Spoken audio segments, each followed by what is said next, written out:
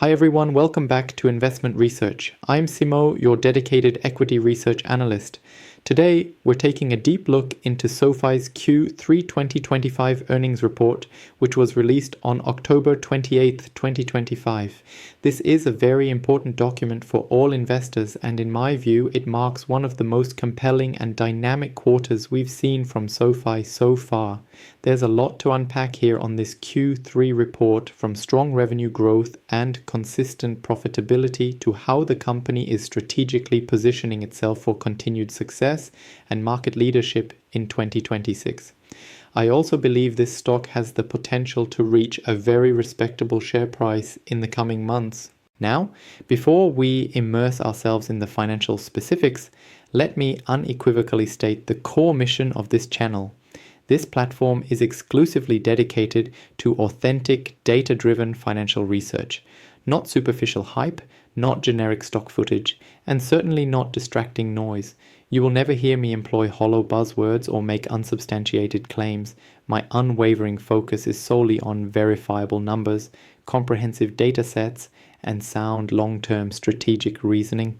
This approach empowers you as an informed investor to formulate your own well-founded perspectives and make confident decisions. This commitment to rigorous independent analysis is precisely what distinguishes investment research from the often superficial and anecdotal discussions prevalent online. So, without further ado, let's meticulously dissect the intricate details of this report. SoFi concluded the quarter with its stock trading robustly around $30.56, marking a positive increase of 1.87% for the trading day. This performance was underscored by an impressive trading volume exceeding 114 million shares. The stock initiated the trading day just shy of $31, experienced a brief dip to $28.80, and then demonstrated significant upward momentum, ultimately climbing to close near its daily high. This combination of high trading volume and remarkable resilience in share price typically signals strong and sustained investor confidence, particularly in the immediate aftermath of a significant earnings announcement. Now, let's scrutinize the absolute core of this comprehensive report, SoFi's fundamental financial figures. The company proudly announced adjusted net revenue of $950 million, representing an impressive year-over-year increase of 38%. Furthermore, adjusted EBITDA, earnings before interest, taxes, depreciation, and amortization, registered at a substantial $277 million, translating into a healthy and attractive 29% margin. Crucially, GAAP, generally accepted accounting principles, net income reached a significant $139 million. This achievement is particularly noteworthy as it signifies that SoFi has now maintained profitability for 8 consecutive quarters. This consistent streak of profitability is of paramount importance because it definitively confirms that this isn't merely temporary market momentum or a one-off success. Rather, it reflects a pattern of disciplined, consistent operational execution and strategic financial management. Furthermore, a significant highlight is the performance of their fee-based revenue segment. This critical segment, which encompasses all non-lending services such as investing products, insurance offerings, and various platform fees, reached an impressive $409 million. This figure represents a remarkable 50% growth compared to the previous year and now constitutes approximately 43% of SoFi's total revenue. This shift is profoundly important because it illustrates SoFi's strategic evolution away from being solely a traditional lending institution and towards becoming a diversified, technology-driven financial ecosystem, offering a much broader suite of services. The lending business, despite the growth in fee-based revenue, continues to serve as a robust and foundational backbone for the company. Loan originations reached an impressive $9.9 billion during the quarter, while customer deposits surged by an additional $3.4 billion, bringing the total deposit base to a substantial $33 billion. This expansive deposit base is a critical asset, as it means approximately 90% of all SoFi loans are now funded internally through their own customer deposits. This internal funding mechanism provides immense stability and grants the company superior control over its interest costs, enhancing overall profitability. Their net interest margin is currently positioned around a very strong 5.8%, which is notably one of the highest and most competitive margins observed within the entire fintech sector. SoFi's balance sheet is also undergoing rapid and healthy expansion. Tangible book value, a key measure of a company's physical asset value, grew by an impressive $1.9 billion this quarter, reaching a total of $7.2 billion. This represents more than double the tangible book value recorded just 2 years prior. This significant growth in tangible book value is a clear indicator of genuine shareholder value creation, moving beyond mere accounting profits to demonstrate a solid increase in the company's underlying asset base. On the user engagement front, SoFi achieved exceptional growth, adding 905,000 new members and facilitating the adoption of 1.4 million new products during the quarter. Both of these figures represent unprecedented record highs for the company. This isn't merely about increasing the quantity of users, it's about fostering deeper, more pervasive engagement. SoFi's expanding customer base is increasingly utilizing multiple services within the unified ecosystem, ranging from traditional loans to investment platforms and checking accounts. This multifaceted engagement is precisely where customer retention rates are maximized and the lifetime value of each customer truly flourishes. In my expert view, this quarter's performance unequivocally demonstrated that SoFi is not just incrementally building a digital bank, it is constructing a comprehensive financial operating system. This is envisioned as a holistic platform where a single user can seamlessly manage virtually every aspect of their financial life. Paying bills, making investments, saving for the future, securing loans, and even leveraging advanced AI-powered tools for automated money management. Speaking of pioneering innovation, two specific product introductions particularly distinguished themselves this quarter. SoFi strategically launched SoFi Pay, a cutting-edge service enabling rapid and secure crypto-powered payments, and Cash Coach, an intelligent AI assistant designed to automatically help members optimize their savings and spending habits. These aren't just superficial features, they are powerful engagement drivers. And in the highly competitive fintech landscape, enhanced customer engagement directly correlates with and translates into robust monetization opportunities.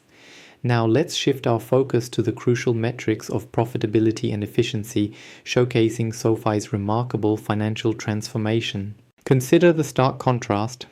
Back in 2022, SoFi's adjusted EBITDA margin was a modest approximately 9%.